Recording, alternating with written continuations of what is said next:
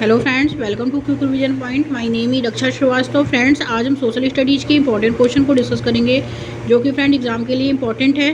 तो स्टार्ट करते हैं। फर्स्ट क्वेश्चन क्या है? आप भारतीय उपमहाद्वीप के प्रथम साम्राज्य पर परियोजना कार्य के लिए छात्रों को किस साम्राज्य के विषय में जानकारी एकत्र करने के लिए कहेंगे? ए है गुप्त साम्राज्य, बी है वाकाटक साम्राज्य, सी है कुषाण साम्राज्य एंड डी है मौर्य साम्राज्य। तो भारतीय उपमहाद्वीप के प्रथम साम्राज्य जो है पर परियोजना कार्य के लिए छात्रों को किस साम्राज्य के विषय में जानकारी एकत्र करने के लिए कहेंगे? तो वो मौर्य साम्राज्य। राइट आंसर डी हो जाएगा इसमें। आगे देखेंगे।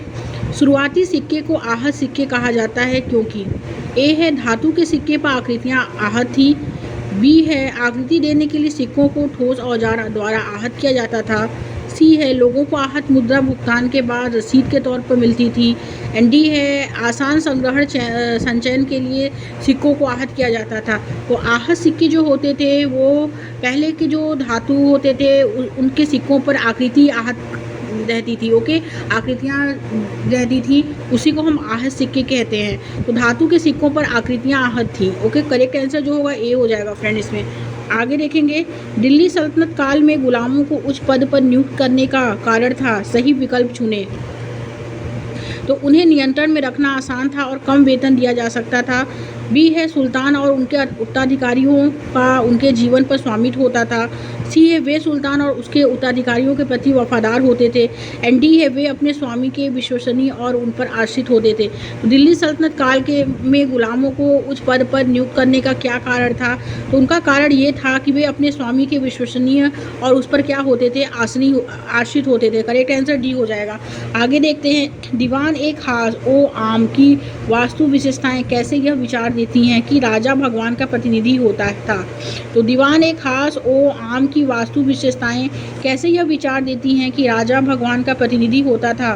तो फर्स्ट है इसमें जनसभा कक्ष मस्जिद के सदृश बनाया गया और ये करेक्ट है। और सेकंड क्या है? राजा के बैठने का ऊंचा सिंहासन यह दर्शाता था कि वह सबसे ऊपर है, तो ये गलत है। थर्ड है सिंहासन को इस तरह रखा गया था कि मुस्लिम प्रार्थना के समय यह उनके मुख की दिशा में सामने दिखता था।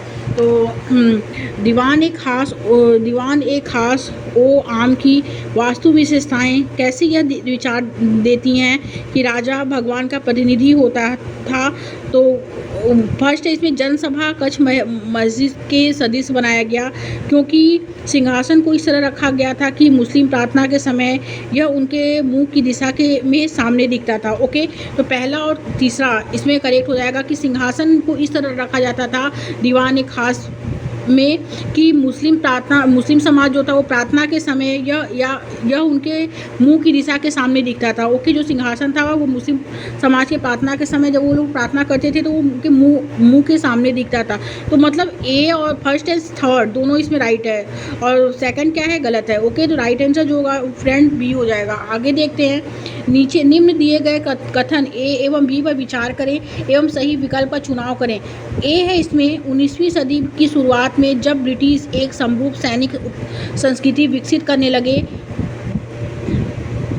तो इससे काफ़ी सैनिक के मध्य समस्याएं खड़ी हुई। बिल्कुल करेक्ट है।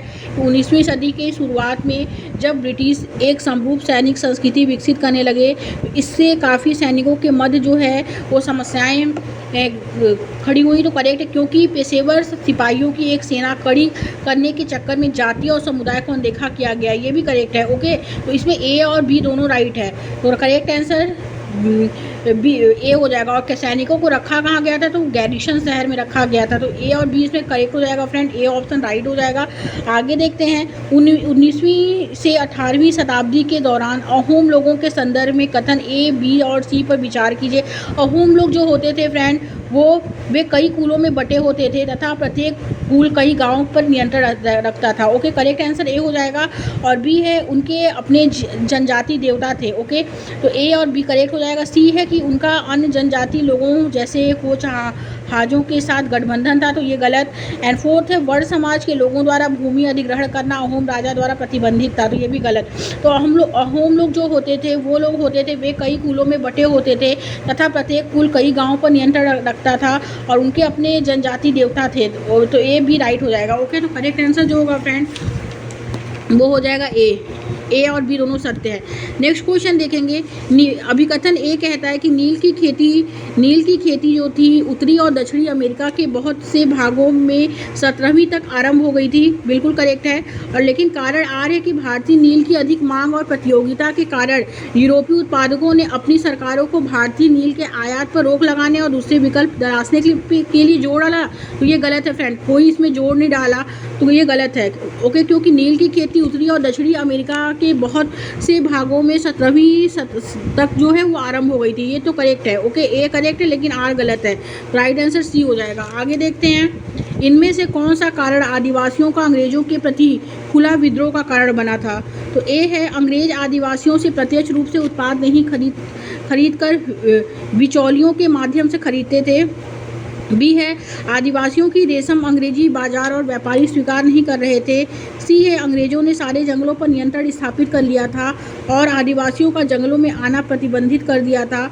एंड डी है, अंग्रेज आदिवासी क्षेत्रों की अपेक्षा गैर जनजाति क्षेत्रों का अधिक ध्यान रख रहे थे। तो कौन सा कारण जो था वो आदिवासी का अंग्रेजों के प्रति खुला जो विद्रोह का कारण बना था, वो ये बना था कि अंग्रेजों ने सारे जंगलों पर जो है वो नियंत्रण स्थापित कर लिया था, क्योंकि आदिवासी का जंगलों में आना क्या था, प्रतिबंध कर दिया गया था। ओके, तो राइट आंसर जो है फ्रेंड्स सी हो जाएगा इसमें। नेक्स्ट क्वेश्चन देखेंगे, ईश्वरचंद्र विद्यासागर ने प्राचीन ग्रंथों का हवाला दिया। तो ए है, सती प्रथा समाप्त करने के लिए। बी है, लड़कियां पढ़ सकें। सी है, विधवा विवाह हो सके। एंड डी है, सभी जातियों में समानता के लिए। तो ईश्वरचंद्र विद्यासागर ने प्राचीन ग्रंथों का हवाला इसलिए दिया क्योंकि विधवा विवाह हो सके। ओके, करेक्ट आंसर सी हो जाएगा। आगे देखेंगे, निम्नलिखित में से किस समुदाय को अंग्रेजी फौज में जाने से लाभ हुआ तथा जिसकी अपनी एक रेजिमेंट भी थी। तो ए है, महारों को। बी है, इजवाहों को। एंड सी है, मदिगों को। एंड डी है, दुबलाओं को। तो किस समुदाय को अंग्रेजी फौज में जाने से लाभ हुआ और तथा जिसकी अपनी एक रेजिमेंट थी, तो वो फौज थी महारों को। ओके, महारों को अंग्रेजी फौज में जाने से लाभ हुआ तथा जिसकी अपनी एक रेजिमेंट भी थी। ओके, राइट आंसर ए हो जाएगा। आगे देखते हैं फ्रेंड, निम्नलिखित में से कौन सा कथन ईवी रामास्वामी पेरियार के विचारों से मिलता जुलता नज़दीक है। तो ए है, यदि यह सिद्ध करने के लिए कि हम भी मनुष्य हैं मंदिर में प्रवेश करना चाहिए। बी है, यह क्या पुरुष शुद्ध सोने से बना है और स्त्री जंग चट्टान या जंग लगे लोहे से बनी है। सी है, मानवता के लिए केवल एक ही जाति, एक ही धर्म और एक ही ईश्वर है। एंड डी है, यदि आप स्वयं को जाति से मुक्त करना चाहते हैं तो आपको सभी धर्मों से स्वयं को मुक्त करना होगा।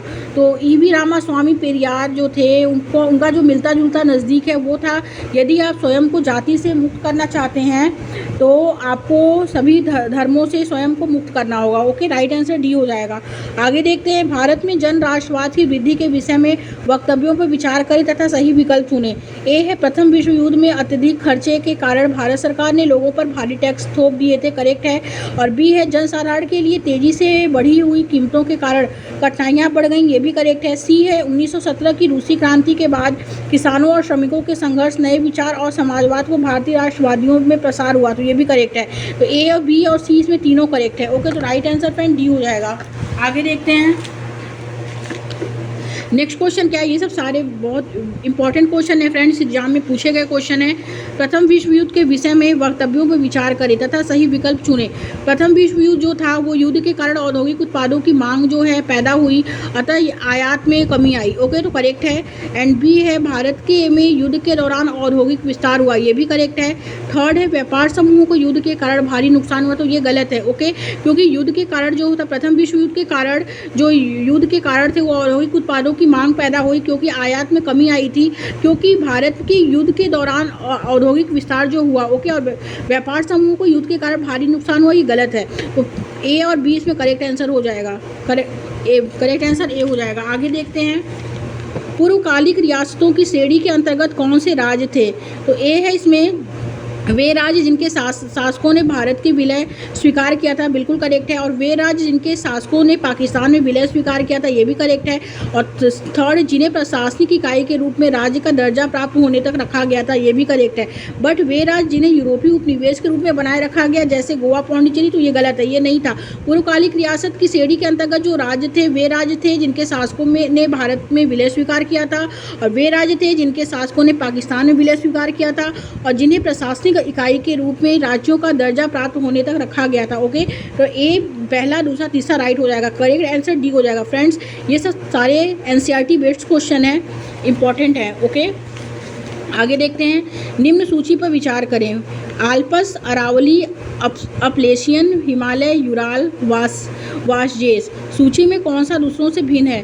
तो दूसरों से जो भिन्न, अरावली पर्वत, अपलेशियन पर्वत, यूराल पर्वत। वांसीज पर्वत जो है वो भिन्न है। ओके, वांसीज पर्वत क्या है? ये भिन्न है। तो करेक्ट आंसर जो हो जाएगा डी हो जाएगा। आगे देखेंगे। अभिकथन ए कहता है वे स्थान जो ग्रीनविच के पूर्व में है उनका समय ग्रीनविच से आगे होगा। तो बिल्कुल करेक्ट है कि वे स्थान जो ग्रीनविच के पूर्व में हैं उनका समय ग्रीनविच से आगे होगा, क्योंकि पृथ्वी पूर्व से पश्चिम की ओर चक्कर लगाती है। तो ये गलत है, क्योंकि पृथ्वी पूर्व से पश्चिम की नहीं, पश्चिम से पूर्व की ओर चक्कर लगाती है। तो आर गलत हो जाएगा, क्योंकि ये करेक्ट है कि वे स्थान जो ग्रीनविच के पूर्व में है उनका समय ग्रीनविच से आगे होगा। तो ये करेक्ट है, क्योंकि पृथ्वी पूर्व से पश्चिम की नहीं, ईस्ट वेस्ट की नहीं, वेस्ट से ईस्ट की ओर चक्कर लगाती है। ओके, पश्चिम से पूर्व की ओर चक्कर लगाती है। तो ये गलत है। तो एक सही है, आर गलत है। तो राइट आंसर जो होगा फ्रेंड्स सी हो जाएगा। आगे देखेंगे। ग्लोब के संबंध में निम्न कथनों पर विचार कीजिए। ग्लोब के संबंध में निम्न कथनों पर विचार कीजिए। विषुवत शून्य अंश देशांतर को दर्शाता है। तो ये गलत है। विषुवत शून्य अंश देशांतर को दर्शाता है, ये गलत है। सेकंड है, विषुवत वृत्त एक काल्पनिक रेखा है जो ग्लोब को 2 बराबर भागों में बांटती है। तो बिल्कुल करेक्ट है। विषुवत वृत्त एक काल्पनिक रेखा है जो ग्लोब को 2 बराबर भागों में जो है वो डिवाइड करती है। तो ये करेक्ट है। तो पहला गलत है, दूसरा सही है। तो राइट आंसर जो होगा फ्रेंड्स बी हो जाएगा। आगे देखेंगे। भारत के किस राज्य में कर्क रेखा की लंबाई सबसे कम है? तो ए है इसमें छत्तीसगढ़, बी है राजस्थान, सी है पश्चिम बंगाल, एंड डी है झारखंड। तो भारत के किस राज्य में जो है वो कर्क रेखा की लंबाई जो है वो सबसे कम है? वो है राजस्थान। राजस्थान में कर्क रेखा की लंबाई सबसे कम है। ओके, आगे देखते हैं।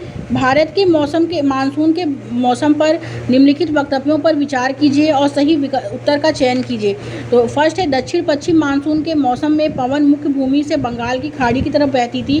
तो ये क्या है? ये गलत है। सेकंड है, मानसून के लौटने के समय में पवन मुख्य भूमि से बंगाल की खाड़ी की तरफ बहती है। तो ये करेक्ट है। एंड थर्ड है, भारत के दक्षिण भागों में मानसून के लौटने के मौसम में वर्षा होती है। तो ये भी करेक्ट है, क्योंकि भारत के मानसून के लौटने के समय पवन जो था वो मुख्य भूमि से बंगाल की खाड़ी की तरफ बहती थी, क्योंकि भारत के दक्षिण भागों में मानसून के लौटने के मौसम में वर्षा होती है। ओके, तो सेकंड और थर्ड इसमें राइट हो जाएगा। करेक्ट आंसर बी है। आगे देखेंगे। निम्नलिखित में से किस सेल में जीवाश्म मिलने की संभावना है? तो फर्स्ट है औषधि सेल, सेकंड है कायांतिक सेल, थर्ड है आग्नेय सेल। तो जीवाश्म मिलने की जो संभावना है किस सेल में है? तो वो है औषधि सेल। ओके, तो राइट आंसर ए हो जाएगा। आगे देखते हैं। निम्नलिखित में से खनिजों की कौन कौन सी विशेषताएं हैं? तो फर्स्ट है इसमें वे बिना किसी मानवीय हस्तक्षेप के प्राकृतिक प्रक्रियाओं द्वारा निर्मित होते हैं। तो ये करेक्ट है। सेकंड है वे समान रूप से सभी स्थानों पर वितरित हैं तथा इनका एक निश्चित रासायनिक संगठन है। तो ये गलत। थर्ड है वे अपार है, ये भी गलत। एंड फोर्थ है एक खनिज दुर्गम क्षेत्रों में पाए जाते हैं। तो ये करेक्ट है। ओके, क्योंकि खनिजों की जो विशेषताएं होती हैं वे ये होती हैं कि वे किसी मानवीय हस्तक्षेप के प्राकृतिक प्रक्रियाओं द्वारा निर्मित होते हैं। तो और एक खनिज दुर्गम क्षेत्रों में पाए जाते हैं। बाकी ये दोनों गलत है। वे समान सभी स्थानों पर वितरित हैं तथा इसका एक निश्चित रासायनिक संगठन है। तो ये गलत है। वे अपार हैं। तो ये गलत है। पहला और चौथा इसमें राइट आंसर हो जाएगा। तो करेक्ट आंसर बी हो जाएगा। आगे देखते हैं फ्रेंड्स। निम्न कथनों पर विचार कीजिए तथा सही विकल्प का चुनाव कीजिए। तो फर्स्ट है इसमें गर्म वायु के ऊपर उठने पर आसपास के क्षेत्रों में ठंडी वायु रिक्त स्थान को भरने के लिए वहां आ जाती है। तो ये करेक्ट है। सेकंड है अलग अलग स्थानों पर अलग वायु दाब होने से वायु में गति प्रारंभ होती है। ये भी करेक्ट है। थर्ड है गर्म हवा संघन तथा भारी होती है। तो ये गलत है। एंड फोर्थ है पवनों की दिशा पृथ्वी के घूर्णन से प्रभावित होती है। ओके, तो ये करेक्ट है। तो गर्म वायु के ऊपर उठने पर आसपास के क्षेत्रों में ठंडी वायु रिक्त स्थान को भरने के लिए वहां आ जाती है। ये करेक्ट, क्योंकि अलग अलग स्थानों पर अलग वायु दाब होने से वायु में गति प्रारंभ होती है। एंड पवनों की दिशा जो होती है वो पृथ्वी के घूर्णन से प्रभावित होती है। पहला, दूसरा और चौथा राइट हो जाएगा। और थर्ड इसमें गलत है, गर्म हवा संघन तथा भारी होती है। तो ये गलत है। ओके, तो करेक्ट आंसर डी हो जाएगा। आगे देखते हैं फ्रेंड।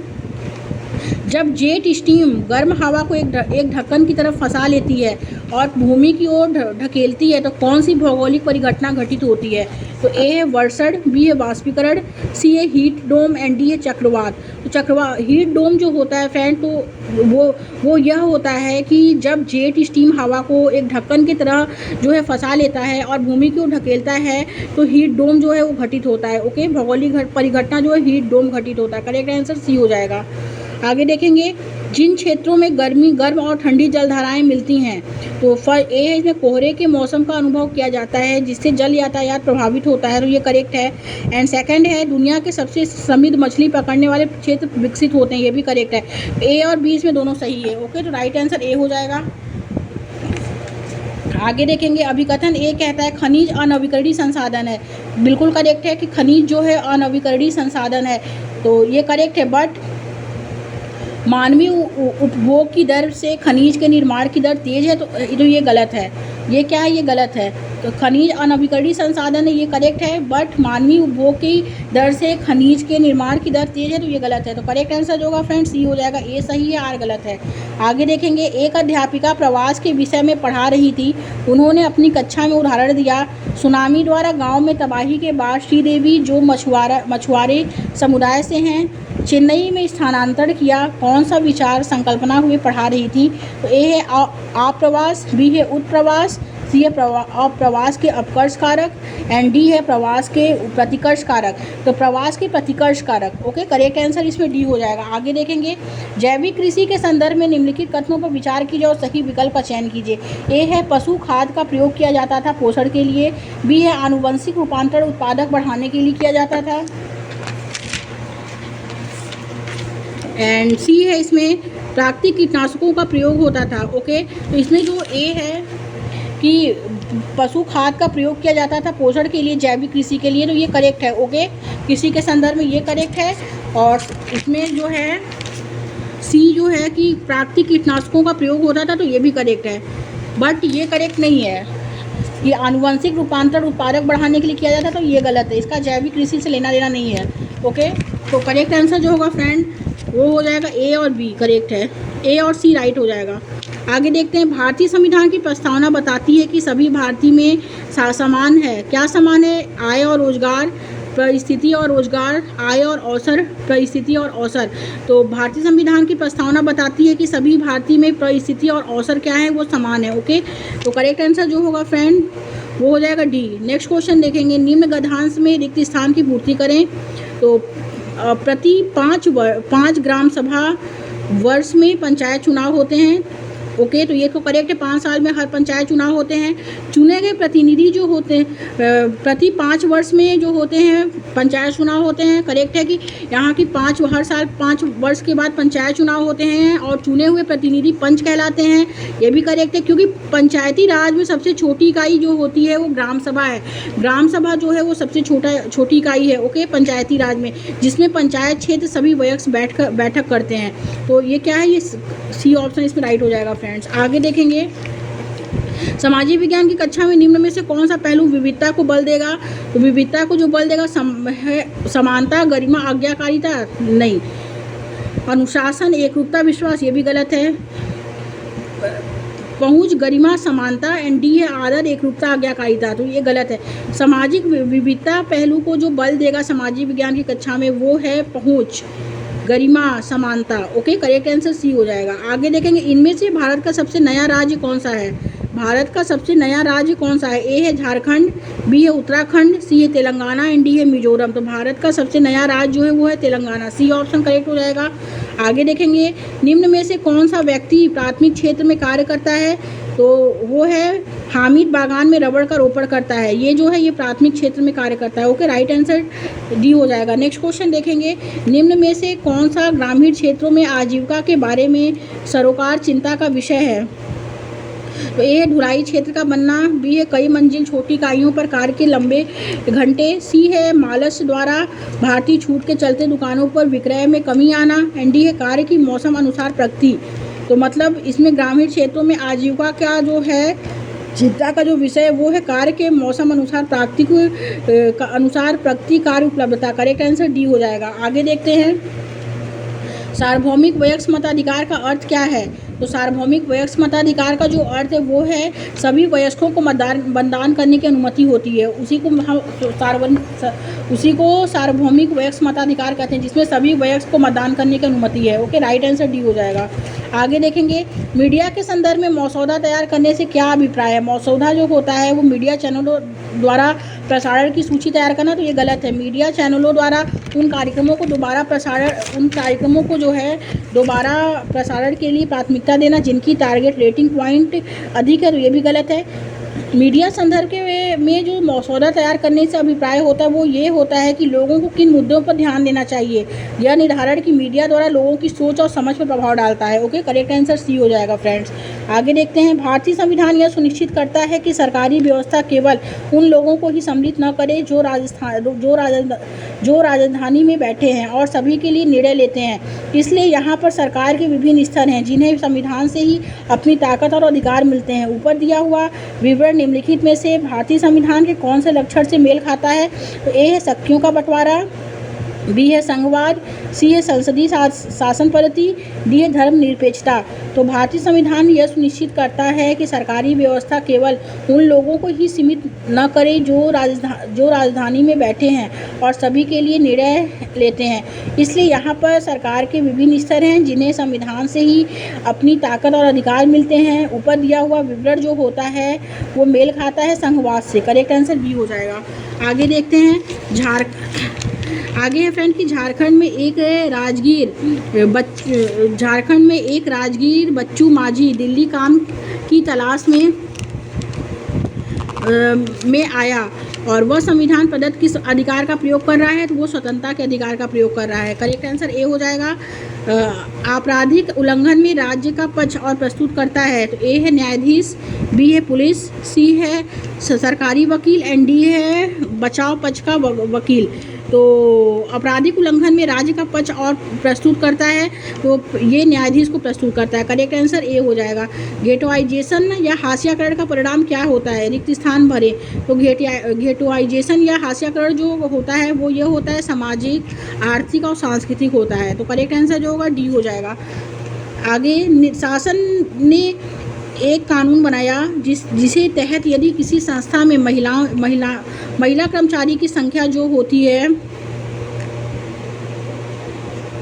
में से अधिक है तो उसे वैधानिक रूप से बालवाड़ी क्रैश की सुविधा देनी होगी। तो शासन ने एक कानून बनाया। ओके, शासन ने एक कानून बनाया जिसे तहत यदि किसी महिला कर्मचारी की संख्या जो होती है अधिक है तो उसे वैधानिक रूप से बालवाड़ी क्रैश की सुविधा जो देनी होती है, तो वो कौन सी, वो 30 अगर सुविधा देनी होगी तो कितनी सुविधा देनी होगी, संख्या जो होती है वो कितनी होती है? तो महिला कर्मचारियों की जो संख्या होती है वो 30 होती है। ओके, 30 से अधिक है। अगर महिला कर्मचारी की संख्या जो शासन ने कानून बनाया कि किसी महिला कर्मचारी की अगर संख्या जो है वो 30 से अधिक है तो उसे वैधानिक या बाल क्रैश की सुविधा क्या होगा? देनी होगी। ओके, राइट आंसर ए हो जाएगा फ्रेंड्स।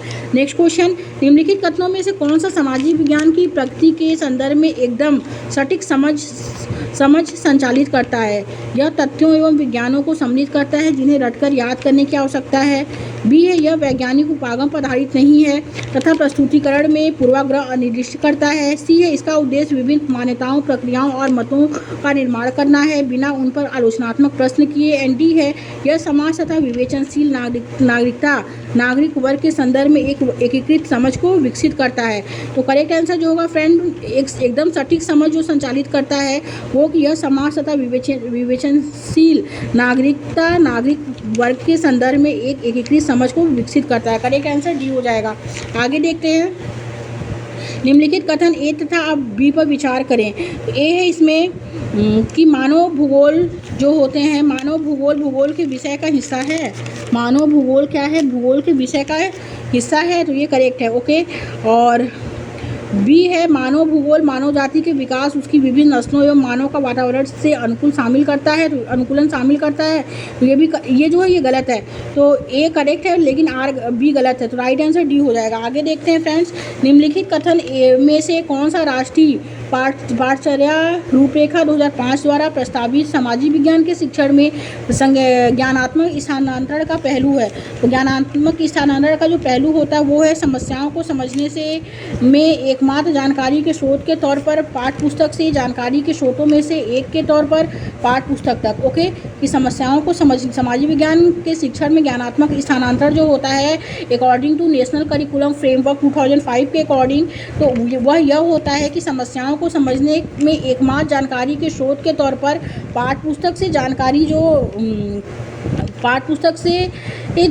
के स्रोत में से एक तौर पर पाठ्य पुस्तक तक। ओके, ये क्या है, ये करेक्ट है। इसका पहलू ये है, ज्ञानात्मक स्थानांतरण का जो पहलू है कि समस्याओं को समझने में एकमात्र जानकारी के स्रोत के तौर पर पाठ्य पुस्तक से जानकारी के स्रोतों में से एक के तौर पर पाठ्य पुस्तक तक। ओके, तो राइट आंसर जो होगा ये ए हो जाएगा इसमें।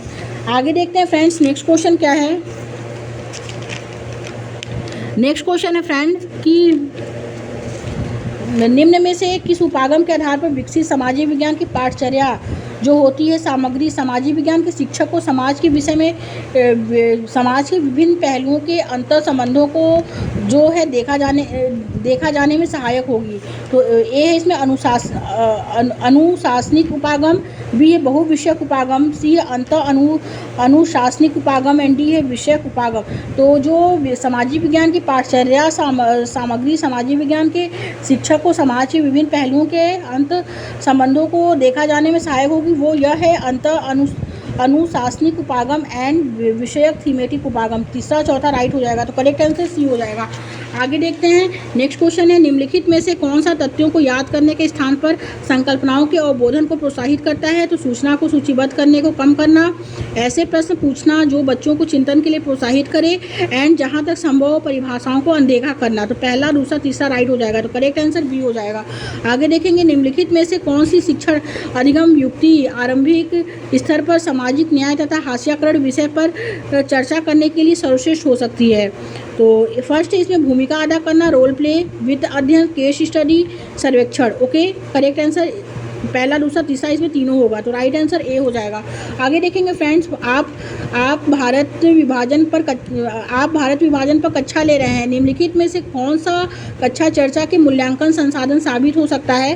तो वो यह भारत के मानचित्र, ओके, और 1947 से 48 और खुशवंत सिंह द्वारा लिखी गई पुस्तक जो है पाकिस्तान के लिए रेल से पढ़ना एंड दिल्ली 1948 के चित्र फोटोग्राफ्स। और चौथा जो है गलत है, MS सुब्बा राव रश्मि द्वारा गाया गया गीत ये नहीं, ये भारत विभाजन की कक्षा में ये तीनों जो है ये इंपॉर्टेंट है।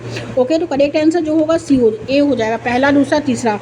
आगे देखेंगे, एक सामाजिक विज्ञान के शिक्षक की भूमिका में अपने छात्रों हेतु निम्न में से क्या विकसित करने के अवसर उपलब्ध करवाना सबसे महत्वपूर्ण है। तो वो यह है उनके चारों ओर वातावरण की समालोचनात्मक समझ। करेक्ट आंसर डी हो जाएगा। आगे देखेंगे, इनमें से कौन सी गतिविधि इतिहास कक्षा में चिंतन के कौशल को बढ़ाने के लिए सबसे अधिक प्रभावी होगी। तो फर्स्ट है इसमें विकल्पों का विश्लेषण करना, फिर है पूर्ण स्मरण प्रश्न पूछना, तो ये गलत, तथ्यों और मतों में भेद करना एंड 4 है प्रभावों को खोजना। तो पहला तीसरा चौथा राइट हो जाएगा, तो करेक्ट आंसर बी होगा। आगे देखते हैं, इनमें से कौन सा प्रश्न जो है आलोचनात्मक चिंतन को विकसित करने की ज़्यादा संभावना है। तो फर्स्ट है राजनीति पर दबाव समूह और सामाजिक आंदोलन किस प्रकार प्रभाव डालते हैं एंड जनसंख्या आकार अनुसार भारत में कितने राजनीतिक दल हो सकते हैं और क्यों, ये करेक्ट है। एंड थर्ड है कि निम्नलिखित की व्याख्या करो, फर्स्ट राजनीतिक दल एंड सेकंड दबाव समूह। तो पहला तीसरा और चौथा इसमें राइट होगा। ओके, तो करेक्ट आंसर फ्रेंड डी हो जाएगा। आगे देखते हैं, सामाजिक अध्ययन में समसामयिक घटनाओं और इवेंट्स के उपयोग के बारे में निम्नलिखित में से कौन सा सत्य है। फर्स्ट है सामाजिक विज्ञान इकाइयों के लिए करेंट अफेयर को अभिन्न अंग के रूप में उपयोग करना एंड सामाजिक अध्ययन पाठ्य पुस्तक के अलावा करेंट अफेयर का उपयोग करना। तो पहला दूसरा इसमें सही है, राइट आंसर सी हो जाएगा। आगे देखेंगे, निम्नलिखित में से किसको प्रारंभिक स्तर पर सामाजिक विज्ञान के शिक्षण में एक बड़ी चुनौती की तरह माना जाता है। फर्स्ट है इसे एक गैर उपयोगितावादी विषय की तरह समझा जाता है, यह बहुत सारी बहस और विवादों को पैदा करता है। थर्ड है, एक विशेषज्ञता वाले शिक्षक से बहुत सारे विषयों का शिक्षण अपेक्षित होता है, ये भी करेक्ट है। पहला, दूसरा, तीसरा इसमें राइट हो जाएगा फ्रेंड्स, तो करेक्ट आंसर ए हो जाएगा। आगे देखेंगे, उच्च प्राथमिक स्तर पर सामाजिक विज्ञान की पाठ्य पुस्तक हम जो है इस उद्देश्य के साथ विकसित की गई है कि विषय जो हो प्रस्तुतिकरण उपलब्ध कराने के लिए हो। करेक्ट आंसर इसमें डी हो जाएगा। नेक्स्ट क्वेश्चन देखेंगे, धम्म के विषय में समझ बनाने के लिए किस प्राथमिक स्रोत का जो है वो संदर्भ लिया गया है, तो इम्पॉर्टेंट है। तो किस प्राथमिक स्रोत का संदर्भ लिया गया है, तो अशोक के शिलालेखों का संदर्भ लिया गया है। ओके, करेक्ट आंसर ए हो जाएगा। जीवनी, आत्मकथा, डायरी और ये सब क्या है फ्रेंड, ये सब जो है ये सब प्राथमिक स्रोत में आएंगे। ओके, तो ये क्या करेक्ट आंसर जो होगा ये ए हो जाएगा, अशोक के शिलालेख। और फिर सबसे उपयुक्त विकल्प के द्वारा खाली स्थान भरिए। परियोजना कार्य मुख्यतः शामिल होता है अनेक संसाधनों से सूचना एकत्र करना। ओके, करेक्ट आंसर ए हो जाएगा। आगे देखेंगे, परियोजना कार्य करने के लिए उपयुक्त क्रम क्या है, तो विषय से संबंधित साहित्य सामग्री का अध्ययन, फिर चौथा, फिर सेकंड है शोध प्रश्न अथवा समस्या का सूत्रीकरण, चौथा के बाद दूसरा, फिर तीसरा शोध प्रश्न का उत्तर देने की प्रविधि का विकास, तीसरा, फिर पहला विषय से संबंधित प्रश्नावली साक्षात्कार की अनुसूची तैयार करना। ओके, चौथा, दूसरा, तीसरा और पहला, तो करेक्ट आंसर जो होगा बी हो जाएगा। आगे देखेंगे, इनमें से कौन सा प्रश्न छात्रों के संप्रत्यय संबंधी ज्ञान का आकलन करते हैं, तो फर्स्ट है, जनजाति द्वारा दिख लोगों के विरोध का कारण क्या था, आर्थिक विकास और शतपूर्णी विकास में क्या अंतर है, थर्ड है, वर्तमान भारत के किसी जनजाति समूह में समुदाय में चुने उनके रीति रिवाज और जीवन और पिछले 50 वर्षों में उनके जीवन में आए परिवर्तन पर निबंध लिखें। एंड फोर है इसमें कि झांसी की रानी लक्ष्मीबाई के विषय में अधिक जाने, वे अपने समय की किस प्रकार के एक असामान्य महिला थी। एंड फिफ्थ है, समान कृषि व व्यावसायिक कृषि में अंतर बताएं। तो इसमें करेक्ट जो होगा फ्रेंड वो होगा कि इनमें से कौन सा कथन छात्रों के संप्रत्यय संबंधी ज्ञान का आकलन करता है, तो वो आर्थिक विकास और शतपोषणी विकास में क्या अंतर है स्पष्ट करें। करेक्ट आंसर सेकेंड हो जाएगा। और फिफ्थ, निर्वाह कृषि व व्यावसायिक कृषि में अंतर बताएं। दूसरा और पांचवा राइट हो जाएगा, तो करेक्ट आंसर सी होगा। नेक्स्ट क्वेश्चन देखेंगे, इनमें से कौन से प्रश्न पराबौद्धिक मेटा कॉग्निटिव ज्ञान का आकलन करते हैं, तो फर्स्ट इसमें कल्पना करें अपने खेल दिवस के लिए एक छात्र समूह का निर्माण करना, विद्यालय के लिए एक विशिष्ट प्रस्ताव लिखें। थर्ड है, ग्रामीण रोजगार 3 पर जनरल के लेख पढ़कर संकल्पना मानचित्र विकसित करें। एंड फोर्थ है, 20वीं शताब्दी में जनजातीय विद्रोही नायकों के विषय में अपने माता पिता, मित्र या अध्यापक से पता करें, अपने शब्दों में उनकी कहानी लिखें। अपने क्षेत्र में नियमित तौर पर यातायात जाम के कारण आप विद्यालय देरी से पहुंचते हैं, इस समस्या के हल के लिए आप जिन युक्तियों को विकसित करेंगे उनका वर्णन करें। तो पहला, तीसरा, चौथा, पांचवा राइट हो जाएगा, तो राइट आंसर जो होगा फ्रेंड वो सी हो जाएगा। नेक्स्ट क्वेश्चन देखेंगे, निम्नलिखित में से कौन से प्रश्न ज्ञानात्मक प्रक्रिया के मूल्यांकन पहलू का आकलन करते हैं, तो कौन से प्रश्न हैं जो ज्ञानात्मक प्रक्रिया के मूल्यांकन पहलू का आकलन करते हैं, तो फर्स्ट है, 3 योजनाओं को सूचीबद्ध कीजिए जिनका लक्ष्य भारत में गरीबों की स्थिति बेहतर करना है। सेकंड है, मनरेगा को लागू करने में संलिप्त प्रक्रियाओं का व्याख्या कीजिए। थर्ड है, समग्र शिक्षा अभियान ने भारत में अधिगम के स्तरों की गुणवत्ता सुधारने में सहायता की है, इस कथन के पक्ष में 3 बिंदु उपलब्ध कीजिए। और थर्ड करेक्ट है। फोर्थ है, सन 1991 में से भारत में औद्योगिकरण की प्रक्रिया ने प्रदूषण को बढ़ावा दिया है। चौथा करेक्ट है। पांचवा जो है, अपने नागरिकों के मौलिक अधिकारों को सुनिश्चित करना सरकार का दायित्व है, तो ये भी करेक्ट। तीसरा, चौथा, पांचवा राइट हो जाएगा, तो करेक्ट आंसर डी हो जाएगा। आगे देखेंगे, निम्नलिखित प्रश्नों को पढ़ें, इनमें से कौन से ज्ञानात्मक प्रक्रिया के प्रयोग पहलू का आकलन करते हैं, तो पहला है, आप मोहम्मद तुगलक के शासनकाल में कृषक हैं और आप सुल्तान द्वारा मांगे गए करों का भुगतान नहीं कर सकते, आप क्या करेंगे। सेकंड है, कुछ पत्थरों की आकृति मशरूम जैसी क्यों होती है। थर्ड है, माना मुंबई में शाम के 7 बजे का समय है, लंदन जो ब्रिटेन जो यूनाइटेड किंगडम में ग्रीनविच के समय स्थित है, वहाँ क्या समय होगा, ये करेक्ट है। और फिफ्थ है, इसमें छात्र नेता के चयन में लोकतंत्र के सिद्धांतों का अनुसरण करते हुए आप जो कदम उठाएंगे उन्हें सूचीबद्ध कीजिए। तो तीसरा और चौथा क्या, पांचवा इसमें राइट हो जाएगा कि ज्ञानात्मक प्रक्रिया का जो आकलन होता है वो यह होता है कि जैसे माना आप मुंबई के शाम 7 बजे का वहाँ समय है, जो लंदन जो ब्रिटेन में ग्रीनविच के समय स्थित है, वहाँ समय क्या होगा, ये ज्ञानात्मक प्रक्रिया का आकलन है। और कि छात्र नेता के चयन में लोकतंत्र के सिद्धांतों का अनुसरण करते हुए आप जो कदम उठाएंगे उन्हें सूचीबद्ध करें। ये क्या है? ये ज्ञानात्मक प्रोसेस है। ओके, तो तीसरा और पांचवा राइट आंसर हो जाएगा। तो करेक्ट आंसर जो होगा फ्रेंड वो डी हो जाएगा। Okay, thank you friends.